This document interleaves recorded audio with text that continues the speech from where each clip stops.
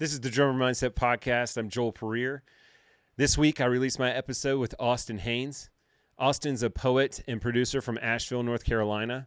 He's a co-founding member of the hip-hop group Free Radio that's been performing in this area for over 20 years now. We discuss how hip-hop production has influenced drummers of almost all genres of music. We discuss technology as an instrument. This episode came not a moment too soon because Austn will be moving to the Pacific Northwest next month. So I feel especially grateful for the opportunity to get to know him. If you haven't had a chance to catch Free Radio, they will be playing a farewell show this Saturday, December 23rd. So if you're catching this when it comes out, you still have a chance to get tickets.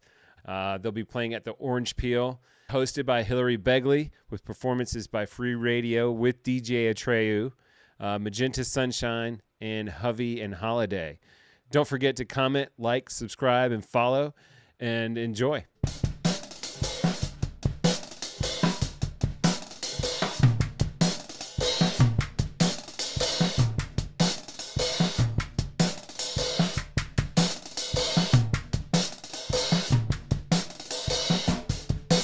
Working right now with another podcast. Yeah. And what is it? Is it the tell me about it. That one is are you familiar with a local band, Saint Disruption? No. So it's a local guy, Jeff Firewalker.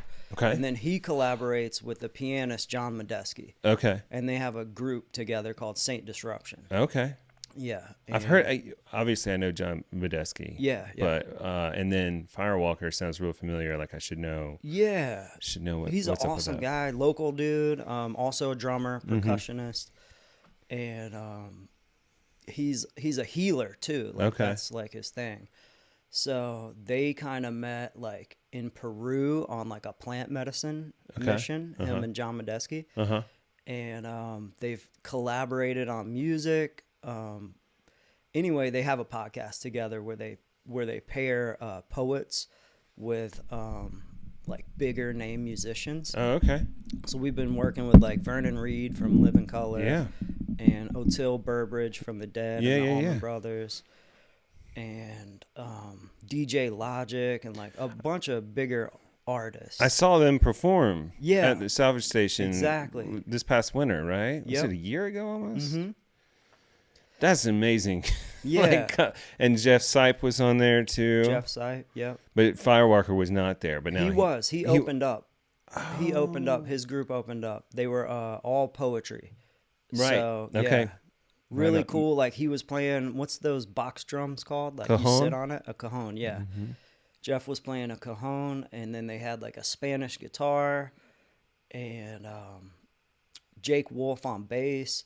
And then that set was just straight poetry. Wow, yeah. I remember, okay, that's probably where I heard it then, just happening to catch it. Yeah, I saw it pop up, and I was like, it was like a couple of days before it. I was like, I got to go to this for sure.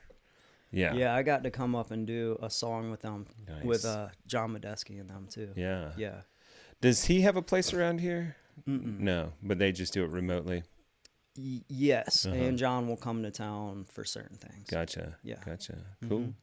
Well, that's a cool hookup. Yeah, it's awesome. Yeah, it's got to be exciting. Yeah. Like I'm interested, like we had talked about before, just kind of, you and your group, Free Radio, have been kind of running hip hop in this area, doing hip hop in this area for how long now? God, we played the Civic Center when I was 18 years old. Okay. How old are you now? 39. Okay. So, yeah, I guess we've been doing it about 23, 24 years Okay. now. Yeah. Wow. Yeah, it's crazy. And different group or different cast of characters in that? Yeah, slightly different cast of characters. Back then we were called the Ville Boys. Okay. And the Ville Boys is what actually turned into Free Radio now. Okay. So me and Johnny Reynolds remain like the two members throughout both groups, basically. Okay. And in 2012, we changed our name to Free Radio. Got it. Okay. And then we got kind of a different cast of artists. And then we got a new cast of artists once again a couple years ago when Debrisa and Datrian join the group. Yeah. Yeah. Yeah, I got to see y'all at AVL Fest, and I mean, Nice, y'all yeah. had so much going on with Right. incredible vocals, incredible tracks, like Thank real you. messages, and Yeah. good, like just good lyrics. Yeah. And so, yeah, I was excited to reach out and finally like Right. get some connection and I have this appreciate that. conversation. Yeah, Yeah, me absolutely. too. Thank you. Heck yeah. Yeah.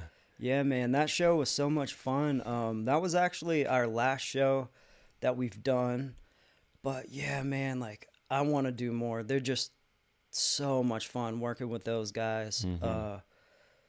Datrian and Debrisa have brought like a new spark to the group, and their vocals are just amazing. Yeah. That's like kind of what we always were missing in the group, was like me and Johnny could always rap and like we had that going, but like we didn't have that element to make it popular, like to have like that, not pop element, but like something to make the hooks more catchy than just rap. Yeah. You know what I mean? Yeah. Yeah. Yeah. The hook is so key for, I mean, almost any message, Right. right? Something, is.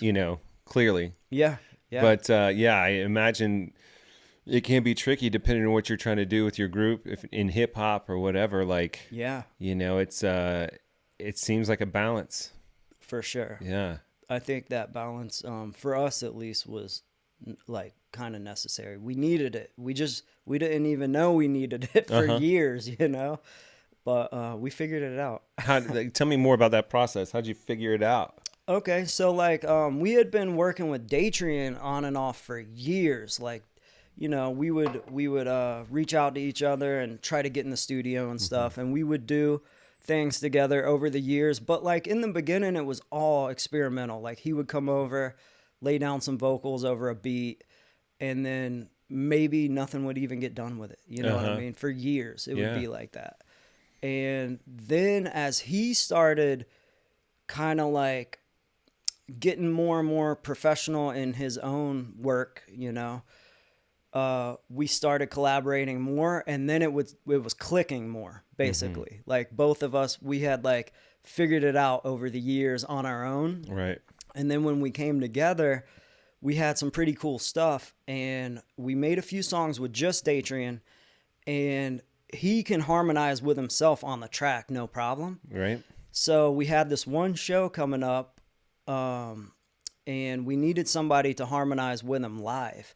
So we asked Debrisa to do it just for that one show. Yeah, and she's been a staple of the music scene around here for a while now too, huh? Exactly. Yeah, she has. She's in so many projects. Right. And collaborates with everybody. Yeah. Super, just lovable personality. And so we got her to do one show with us, just harmonizing with Datrian. Yeah. And they gelled together. Like it was perfect. They had the shorthand automatically, huh? Yeah. And then cool. we were like, we should do more shows like this. Yeah. And then we started recording together and having her do his harmonies in the studio. And then it just started clicking. And then we started writing, lead parts for Debrisa, and it was awesome. It's like persistence, like it's exploration, keeping, like you kept coming back to it, and then eventually like it found its way, or it became what it was. Yeah. It sounds like it wasn't forced. It was just like, let's keep exploring. Let's see, if we have something together, where the chemistry is or whatever comes out of it. But it sounds like there wasn't, like, you weren't trying to push an issue.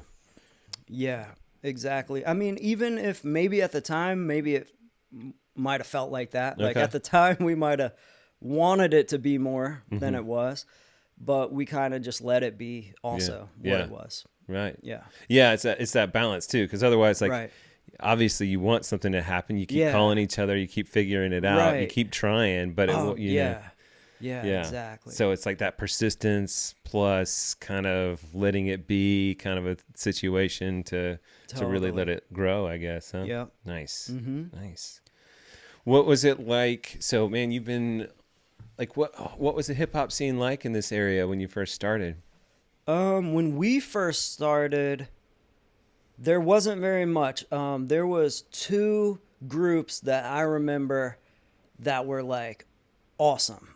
And that was GFE and a group called Backwoods. Okay. And in high school, Backwoods had put out this album that was like, to us, they were like our local Cash Money, or like our local No Limit. Like we thought like the highest of them. And the one album that they really put out was freaking awesome. And they threw a few shows around town, and it felt like it was really going to be a thing, but then they all kind of like went off in their different directions and stuff. And GFE is like Josh Blake and Agent 23, Cactus, and Foulmouth Jerk, and Adam Strange, and those guys. And they still make music here. Okay. Occasionally they'll do reunion shows, and they're when they do, they're pretty big shows still. Yeah. What is it like did you have like mentorship or folks kind of helping you come along with that project? Or is it just like buddies getting together and trying to make it work? Yeah, when we first started, I made beats on this game on PlayStation called the MTV Music Generator. Okay. And man, like for that time, I made some pretty cool beats on that thing. And we were able to take those beats to Collapsible Studio in West Asheville. Okay. And record our first songs. So that was with the help of like Aaron Price and Bill Reynolds, who engineered for us back in those days. But other than that, man, we really didn't have too much help. Like we were just kind of finding our way in the dark, honestly. Yeah. And we wouldn't even really put songs out. We would burn songs to CDs and give them to our friends, play them at house parties, stuff like that. And we would book small shows around town. Yeah. And back then, there was not too much of a hip-hop scene, barely at all. There was a place called Asheville Music Zone, and they started throwing bigger hip-hop shows. So they brought like Talib Kweli to town, and Living Legends, and like Twisted from ICP, and like a bunch of bands like that. Then it started feeling like, okay, there are people here that want to hear hip-hop.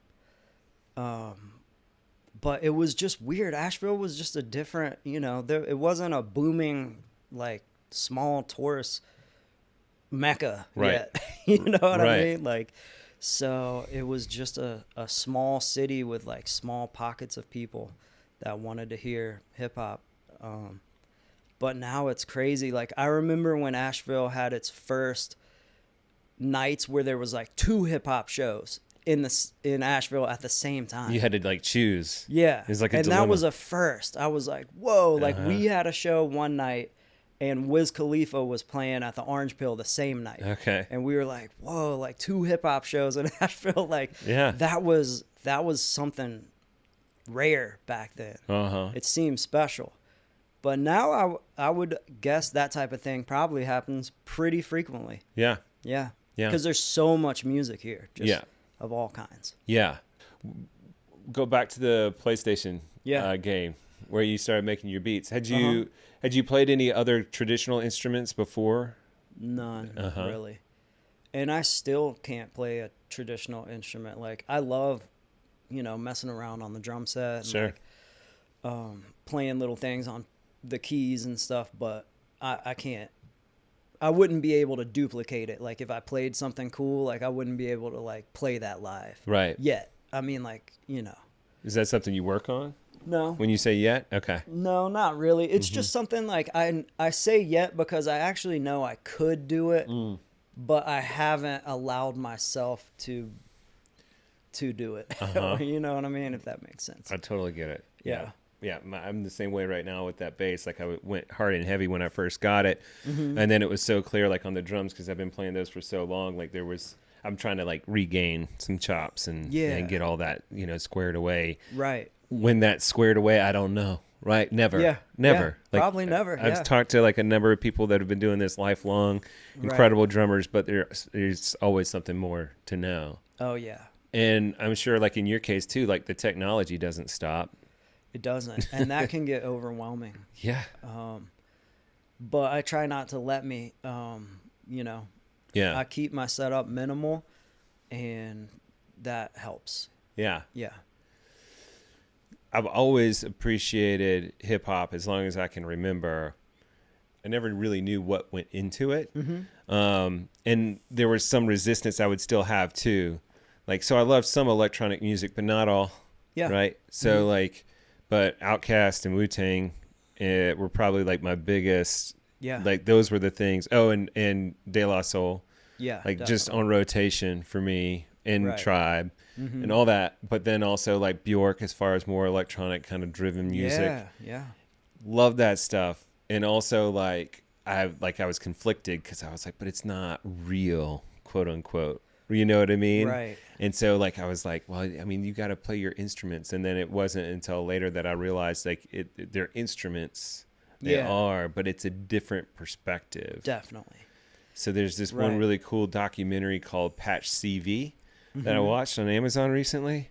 And it talks all about electronic music and modular synth and stuff like that. But the way that it kind of blew my mind, because they talk about how like within the machine, all the sounds are in there. Yeah. And so it's just a matter of letting them come out and to like either adding or deleting what's available. So and then in some sense, so it's more like sculpting music, whereas like with traditional instruments, it might feel more like painting. Yeah. Because you're creating it with that instrument out of, something, but it's not quite the same. And so like that just kind of flipped my brain and started thinking about it as a completely different medium, Right. with a similar end goal, still serving the music and everything. So it just kind of blew my mind. Yeah. But yeah. Yeah. Yeah. It's funny, like, what we can get stuck in as humans, like as music evolves and stuff. Like, I remember when turntables went from, the two vinyl turntables to like CD decks. Right. And then they moved to CD decks with a laptop where the music's actually coming from the laptop and not even the CDs. And now it's like, it keeps evolving. And like, I remember some DJs were like, oh, that's not DJing. Right. And like, there's some truth to that, but like as things evolve, it's interesting, like, just watching it and trying not to judge it too much, because we might get left behind in a sense. Like, you know what I mean? Like, not that like we'll just get left behind and like not be, it's not about being relevant or something like that, but like it is about using the tools that are available at the time. Right. And like right now, AI can create music, you know what I mean? And AI can write a paper for you, like all this stuff, which is useful. But you know what I mean? Like, it's not gonna, like, AI is not gonna replace like John Grissman or like, or you know what I mean? Like an author or like, yeah. What do you think is protective for those kind of artists from like AI, like taking their jobs or? Well, I think it's going to be used from here on out. And I think authors will even use it. Like there's kind of no reason not to.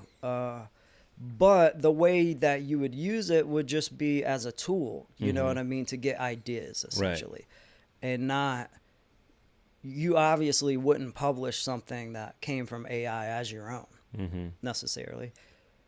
But I don't even know how that works, because these days you can create digital album covers and everything, and you can use it as your own. Like, and even with like the copy too, like, because I think this is what I understand. I only have a cursory understanding. So hopefully there's folks out there that can like send in a message and let us know. But like with copyright law and everything, like even with whether it's words or music or anything like that, the author is the one that sets in motion the algorithm. So like you tell it what to do, and then you do get the in copy a sense, for it. Yeah, you created it. Yeah. Yeah. So it is fascinating. And yeah, it's fascinating. It is a tool. I use it in some regard. I have used it. like just for clipping different videos. I've not used it for text as much. That would probably be a wise thing to do. Yeah. At the same time, I feel like what we were talking about before, kind of like with the limits of whatever you have, that's where so much of the art is made. And so it's getting to the point where it is our minds in the moment. Like we talked about this conversation. Let's just take this conversation. Like the individual, like I have my own experiences that inform, let me say it that way, that inform what I'm going to say next and how I'm going to respond to you. Totally. You have that same thing. Yeah. No doubt two machines can talk to each other and they might have something similar. Yeah. But it's not going to be the life experience where we end up trying to find some connection where they meet, right? You know, in the same way. Yeah. And it is the human limits and also just the creative process, right? Right. That's the exciting thing when you go see a live band or you see someone freestyling or whatever it is. Yeah. It's just for that moment, what that individual can come up with what they've been practicing and doing for their lifetime. Totally. And so I do think that art in that way will be protected. It's a different situation where, you, like for a recording artist, what might come out and how, you know, if we talk about some big artist, if it's like, I don't know, like the biggest, most well-to-do artist I can think of right now is like Jay-Z. Whatever Jay-Z puts out, like you can probably find that style. You can probably create that style on AI and put that out, and you might not ever know.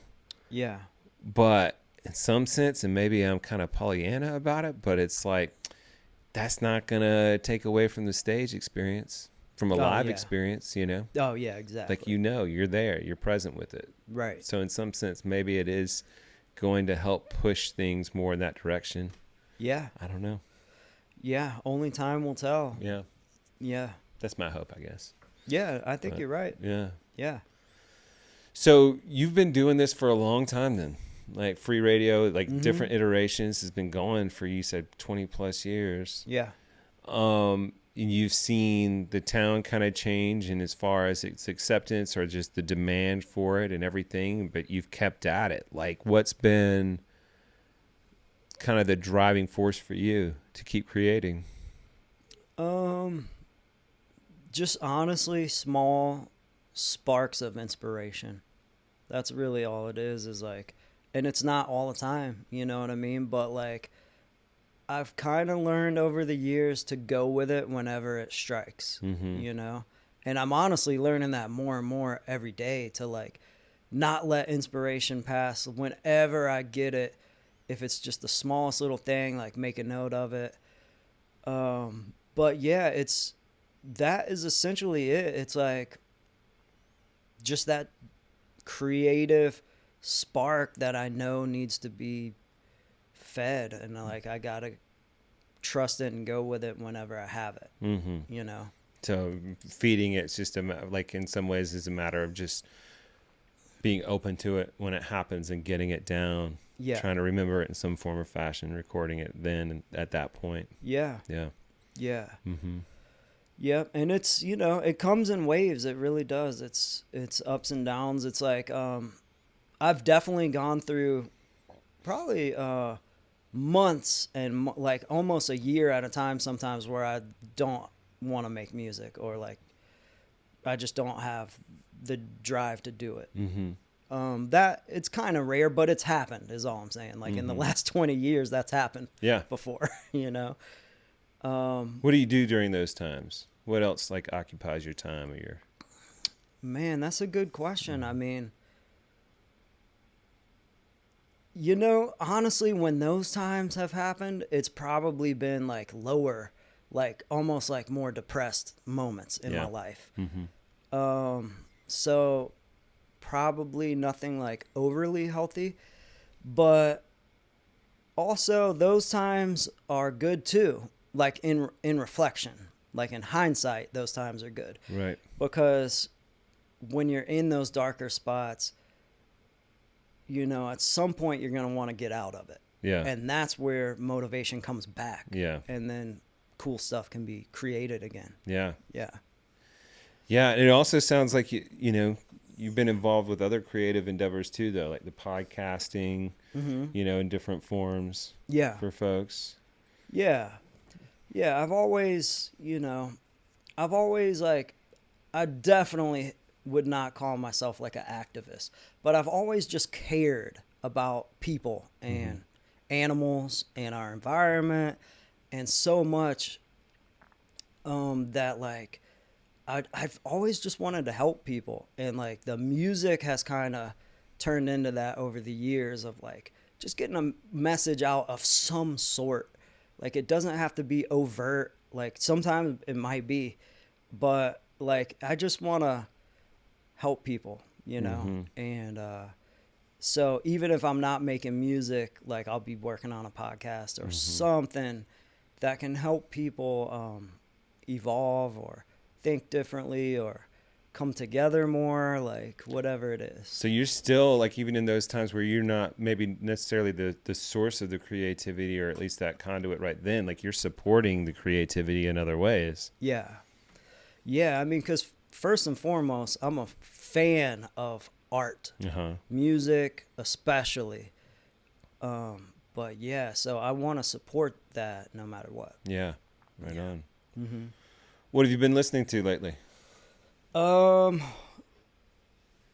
Man, like honestly, I listen to a lot of old stuff. Like I'll rediscover things. Newer artists, like it's so funny. Like one that comes to mind is Tyler Childers. Not at all hip hop. Right. Definitely cosmic and Appalachian though. You know what I mean? He's one of those people that has, in his own way, a message that he's like trying to get out there. Sometimes overtly and sometimes covertly, but I really respect that. Like for me, when it comes to music, like with the lyrics, there's gotta be something I can hold on to, and like something that's like pushing boundaries in some sort of way. Yeah, absolutely. Yeah. What's happening right now with free radio and other endeavors? Like, where are you right now in the creative process for yourself? So right now, free radio, we're like kind of currently all doing our own thing. Like I said, it always comes in waves, so I'm sure it'll come back at some point, hopefully sooner than later. But me personally, I've been mixing for other artists and remixing. Okay. And so like I did a remix for Government Mule a couple years ago. That was like the biggest song that I've ever worked on. Yeah. It got a bunch of streams and is still getting a lot of streams. And then I've done some stuff with like Josh Phillips here in Asheville. I've done some stuff with Soulviver, other stuff with Saint Disruption. And yeah, I've been loving remixing songs for artists and like giving songs that cosmic Appalachian hip hop vibe. Okay. And but I want to really kind of transition that into producing for artists. Right on. Because now I think I finally get like how to put songs together in a way that can make them digestible. For a wider audience. Yeah. So again, kind of coming back to this kind of not promoter, but supporter. Yeah, exactly. Yeah. I really like that role, and that's a good word for it. Yeah. Yeah. Yeah, it's fascinating. I just talked to another producer recently, and it's just that really it really fascinates me, just on kind of the person on the back end who's really just kind of absorbing it, listening harder probably than most folks might, and just like suggesting things. It seems like a totally like therapeutic relationship in a lot of ways. Totally. Yeah. Yeah. That's cool. Yeah. And I mean, were there any producers that had worked with you in your projects that you saw doing that? And I have been the sole producer for free radio from the get-go. Wow. We have worked with engineers and like we've had people in the studio occasionally with us that definitely have helped, with maybe writing little pieces or something like that. But it's always been me, and it's weird to say that because I never set out for that to be the goal. Right. It just kind of fell in my lap, and I was really resistant to it at first. I didn't want to be the guy who like mixed everything and like got the songs completely ready and stuff. And we've had help. Like, I got to give a shout out to Philo. He's another like rapper and producer here in town. And I've definitely watched Philo over the years get better and better. So he has been definitely one of those people that I've looked up to and learned from. Nice. Yeah. Nice. Yeah. And that would just be like a call kind of a situation, or you're like in the room together, like mixing and... Both. We had a group together called Fist Fam years ago. So we made albums together in the past, and we've always just, stayed in contact. Nice. So he actually mixed most of our album Earthworms. Okay. That was our last album. Yep. And that's because I wasn't quite there yet. Like, I was real close to being able to mix a whole album, but we needed him to really just help us get it as good as it could be. Yeah. Gotcha. Yeah. And so is it the same kind of role when you're doing these podcasts or you're supporting these other podcasts? Is it like a lot of the technical aspects that you're trying to help with, or editing, or? Yeah, technical. Mainly like what I'm doing for the Saint Disruption podcast is behind the scenes stuff mainly. But yeah, just being a supporter, like you said. Yeah. Yeah. Figuring out how to help people in the best way possible. Yeah. That's awesome. Yeah. That's awesome. So, well, and it sounds like whatever blocks you've come to in the past, or maybe there's these seasons that you have, it sounds like, where there's not as much creation, like there's still, it's still, you're keeping that in mind, supporting it in whatever way you can. And it sounds like that kind of lends itself to like your own creation eventually again too. Yeah. It's kind of revisiting. So just still playing, like honoring that, it sounds like. If you put it that way, then I think, you're exactly right. Yeah. A lot of listening. Yeah, a lot of listening. Because that's one thing that, even when I take years off from making music, I don't take years off from loving music. Right. Like, I'm always listening to stuff and being inspired. Yeah. Yeah. Cool. I listen to like a lot of reggae. Reggae is definitely like one of those genres where there is a message all the time. Right. Constantly. Right. Like spiritual, political, like it's all there all the time, basically. And I love that. So, yeah, I don't know why I threw that out there. Just because that has inspired me through those times. Yeah. Basically, when I didn't want to create stuff, like that type of vibe inspires to where I eventually come back. Nice. Yeah. Nice. Yeah. One of the other things that I find fascinating is kind of going back to the production aspect and the way that like you're creating beats and kind of, putting lyrics, figuring out the hooks, and how that has informed, drum set players too, in a way that, and there's no one approach to like the creative process, right? All. But in so many ways, like I've seen some folks that can kind of cover both the drum set and the drum machine, and they can kind of like ease back and forth into it, which is cool. Sure. And then some folks more like me who are just more primarily on the acoustic kit.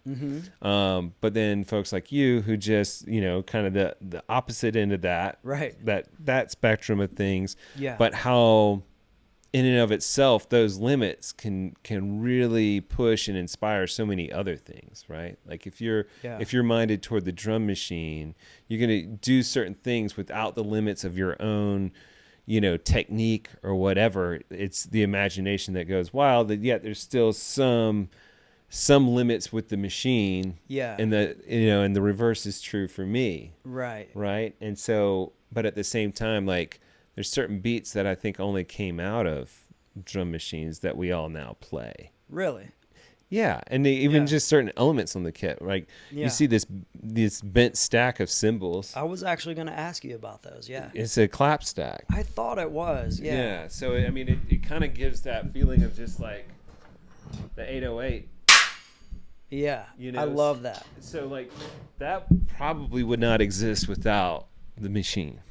Okay. Yeah, I can see that. Yeah. That makes sense. Yeah. And now too, like what we're seeing is, you know, it's one of those things where it's like it's controversial. Some people don't like it at all. Some drummers don't like it at all. Okay. And they feel like I its didn't know time that. is limited. Well, these Yeah. are the depths of these forums. You know what Okay. I'm saying? Yeah. And so, but I think it's also one of those things like now you cannot remove it from some folks' drum sets. Oh yeah. And- I love that sound. But that's because I come from that digital background. Totally. But Yeah. it's been fascinating to kind of play on it because in so many ways it can have its own character as well. Oh, But, definitely. you know, and it can kind of go beyond just what it was meant to mimic Right. as well. Like you ride on it in a different way.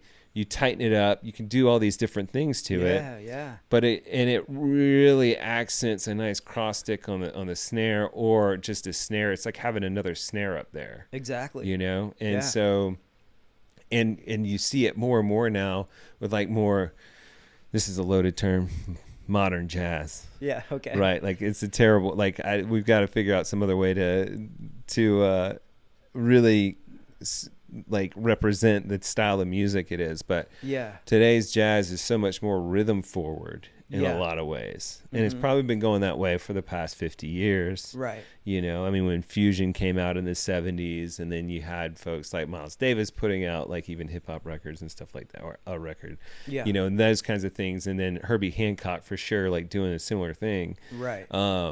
But, you know, and then once hip hop really started coming into its own and pulling so much from jazz, Definitely. but also influencing jazz. And I think that's what Totally. jazz is. Jazz is influenced. Like it has to be current. So that's why I don't like modern jazz, because the whole Right. idea is that it's whatever is going on right now Right. in my mind. Yeah. And so, you know, that's kind of what I'm digging about it. Like I think it's becoming harder and harder to necessarily separate the two. Right. Have you listened to Jazz is Dead? Yes. Any of those Yeah. albums? Yep. Yeah. They're awesome. Yeah. But they're very cuz it's what's his name from A Tribe Called Quest? Ali Shaheed Muhammad. Uh-huh. Yeah. I mean, he's a badass. Yeah. And then he'll take all these jazz guys and basically create like hip hop style beats and, like you said, rhythm forward beats, Yeah. and just have these jazz cats just go ham on them. Yeah. Yeah. Yeah. Like They're Ron Carter awesome was big albums. with them on that. And Yeah. and then so many other newer artists too, like that are putting out jazz records, are like still like layering. They're taking their live performances, Yeah. separate performances, and layering them over each other. That then Cool. either they're producing it or they're publishing it that way, Yeah. or they're using it to inform in their writing process Right. to figure out which way they want to go next. That's awesome. It is awesome. I love Micaiah that. McCraven, if you haven't listened. What is it? Micaiah McCraven is the Okay. artist I'm talking about specifically. Other Okay. folks do it too. Nice. But in any case, yeah, so it's really cool to kind of see that. And, you know, you see it just even when you go to the live performances around here. You Yeah. know, you can find folks that are using the smack stack that are kind of given more solid of a backbeat like you would hear in hip hop, with For these sure. incredible horns and other instrumentalists that Yeah. you know do their thing with it. So it's pretty exciting. Oh yeah, Yeah. definitely. I think like that style of hip hop that brought jazz into it Mm-hmm. ended up being such a like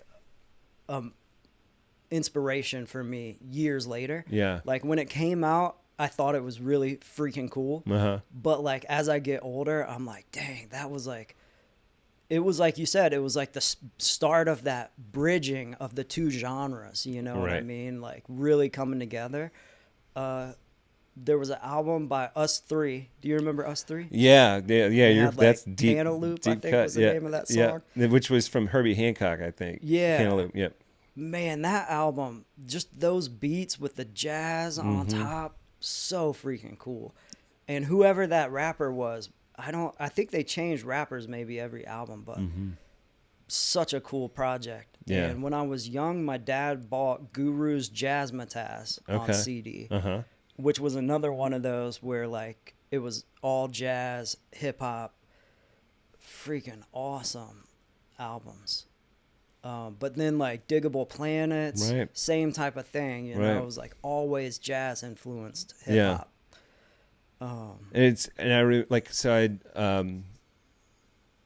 Last year I read Dilla Time, and so they did, you know, Questlove was in there quite a bit talking about his experience in hip hop. Yeah. And more specifically about how, like, he talked a good bit about how Dilla kind of helped inspire him to kind of bring a swing back into the way that they play, but he had been really working to kind of get in line, play right in the center of what an 808 drum machine could do. Right. For so long. Like, that's how he spent his first 10,000 hours. Okay. And then, like, once he started hearing Dilla beats and tracks, Right. he was just, like, kind of blown away. And then he went back in and kind of developed his own style with that, too. Right. But also what he talked about was, like, how they were not well received in the community, in the hip-hop community, for being a live band. The Roots? Yeah. Like, Interesting. they were... Yeah, I can like, see that, though. They were kind of a first. They were. Yeah. And a lot of folks felt like hip hop was like a DJ, 2 turntables, and an MC. Right. You know, and so for them, like he remembers being called corny and cheesy and all that kind of stuff. Right. And fast forward to today, or even not too long ago, like Nas has got a full band. Like everyone plays with a full band. Or not everyone, but a lot of folks do. A whole lot. Yeah. Yeah.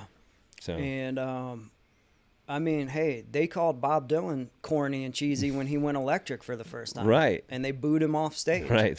So, like, you know, people don't always love what is best for music when it first comes out. Like, they might not know that it's going to stand the test of time and, like, 100%. One day it's going to be beloved and legendary. Yeah. Know? And what's fascinating, too, is, like, in some sense, it's a hard-won lesson because people were so judgmental and critical of like Miles Davis going off and doing like, you know, fusion stuff.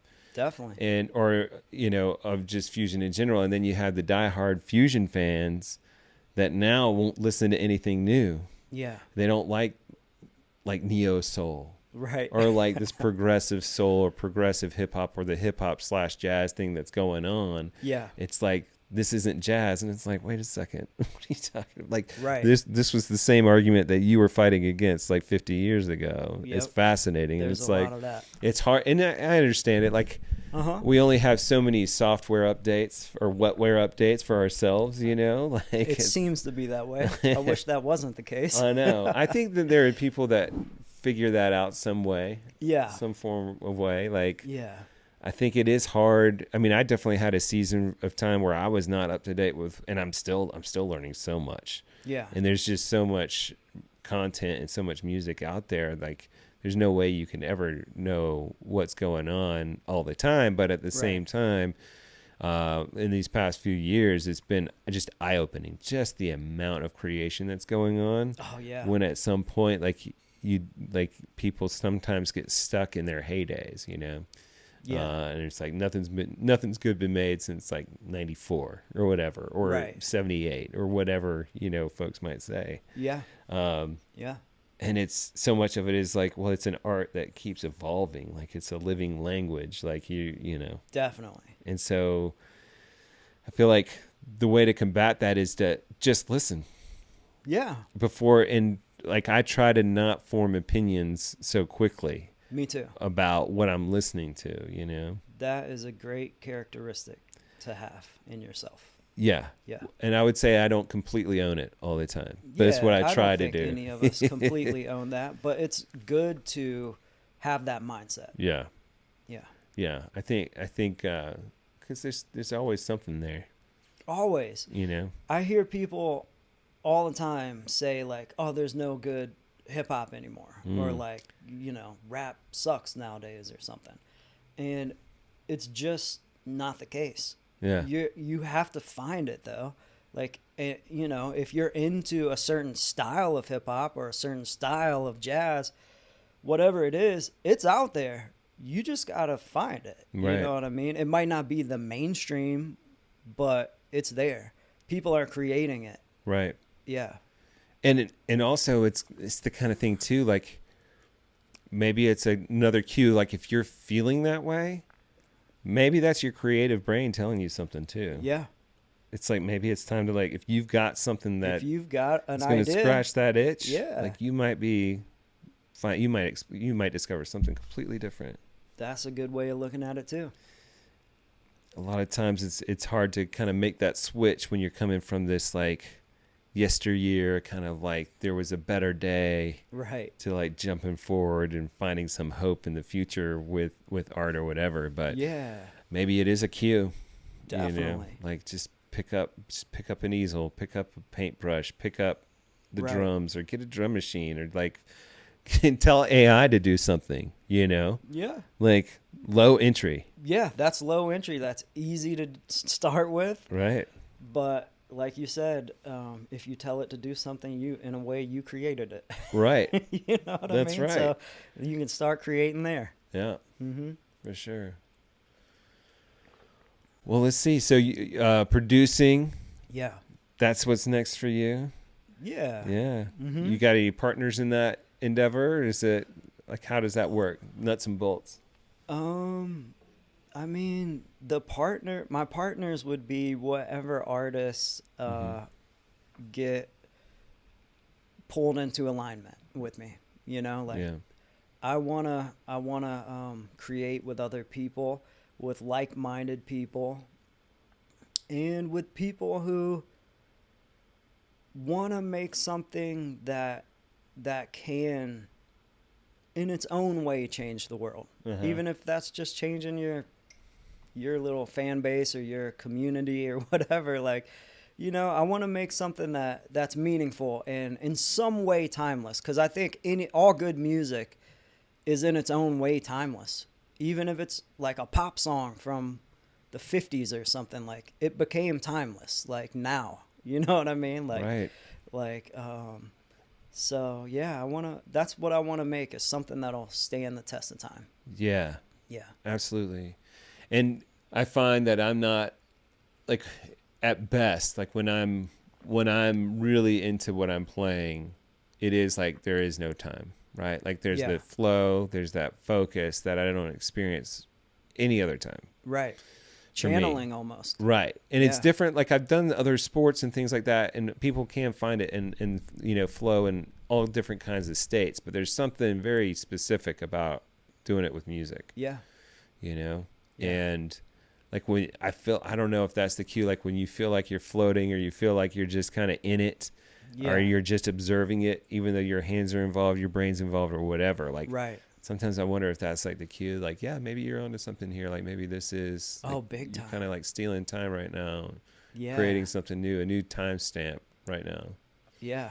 I That's think cool. so. Yeah. I think that is like kind of the key or whatever, like to know if you're onto something, like if you're able to do it and kind of also realize that like you're slipping in and out of time, or like it's almost like you're not the one even doing it. Mm-hmm. Like that's how it is for me when I'm on stage. That's like I can just lose concept of time, and like to me that's probably the best thing about being creative, is like getting in that state where you are letting like source energy just do its thing. You know? Yeah, Yeah. absolutely. Yeah. Well, man, I appreciate you coming on so much. Yeah, it man. feels Thanks like for it's having kind me. of flew by, but Big time. yeah, it's fun Yeah, talk, and I for got sure. you know, I appreciate you showing up and being present for it. Yeah. Thank you, Joel. Absolutely. Heck yeah. Cool, man.